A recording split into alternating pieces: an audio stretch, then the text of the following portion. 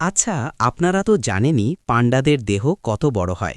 কিন্তু আপনারা জানেন পান্ডারা জন্মানোর সময় কত ছোট হয়?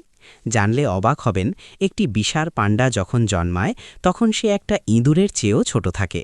এমনই অবাক করা তথ্য আজকের ভিডিও জানব। এই ভিডিওটার কমেন্ট করেছিল এক ভাই, তার নাম সাফা কাবির। ভাই, ধন্যবাদ ভিডিও দেখার জন্য। আপনারাও কমেন্ট করুন কোন প্রাণীর ভিডিও আপনি দেখতে চান। চলুন ভিডিও শুরু করা যাক। ফ্যাক্ট নাম্বার 1, এদের বলা হয় বাঁশখোর। একটি পান্ডা দিনে প্রায় 16 ঘন্টা শুধু বাঁশ খেয়েই কাটিয়ে দেয়। ফ্যাক্ট নাম্বার 2, দেখতে গোলগাল আর আলসে মনে হলেও পান্ডারা কিন্তু দারুণ সাঁতারু আর খুব দ্রুত গাছে চড়তে পারে।